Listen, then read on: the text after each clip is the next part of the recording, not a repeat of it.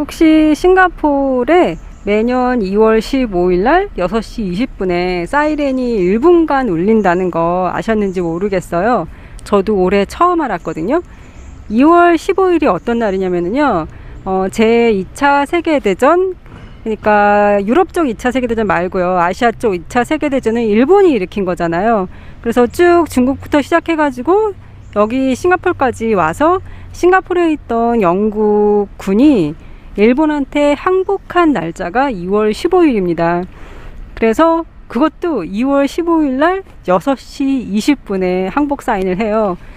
싱가포르 여기 포드 팩토리라고 가시면요, 포머 포드 팩토리라고 하는데 지금 뮤지엄으로 사용되고 있거든요. 그 당시에는 일본 군이 어떤 본인들의 헤드쿼터 같은 걸로 사용을 하고 있었어요.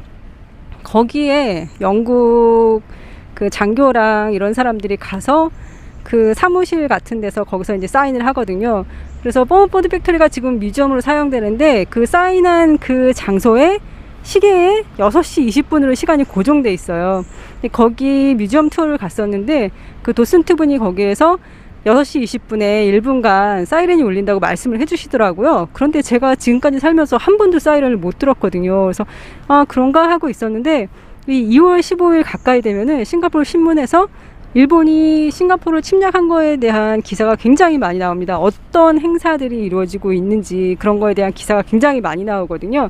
근데 거기에 보니까 1분간 사이렌이 울린다는 기사가 올해 나왔더라고요. 그런데 사실 저는 사이렌을 들어보려고 신경을 안 썼어요. 2월 15일 날요. 그런데 같이 투어 갔던 사람들이 서로 이제 단톡방에서 막 얘기를 나눴는데 홀랜드 빌리지 근처 사시는 분이랑 보타닉 가든 근처 사시는 분이 똑같이 다들 그 근처 사시는데요. 어떤 분은 신경 써서 들어서 들었다고 하고 어떤 분은 못 들었다고 하더라고요. 그러니까 이게 싱가포르 전역에 1분간 울린다고 하지만 막 시끄럽게 크게 울리는 것 같지는 않고요. 그냥 좀 조그맣게 잠깐 울리고 마는 것 같아요. 그러니까 싱가포르이 6시 20분에 1분간 사이렌을 울리는 이유가요, 2월 15일에 싱가포르이 토탈 디펜스 데이라고 날을 정했거든요. 그래서 우리나라를 지켜야 된다, 약간 그런 거를 이제 잊지 말자라는 날이거든요. 그래서 그거를 기념해서 계속 이렇게 돌리고 있습니다.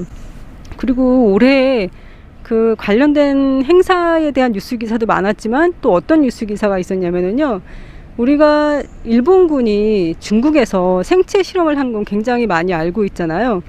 그런데 이 아시아 전역에서 생체 실험을 4군데서 했대요.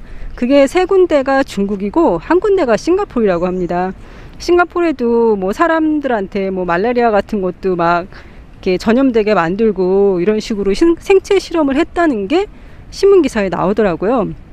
그런데 사실 중국 3군데, 싱가포르 1군데 말고 일본에서도 한 것 같아요. 서시를 지으신 윤동주 시인도 일본에 유학가 있던 시절에 감옥에 갇혀서 매일 아침에 주사를 맞았다고 했잖아요.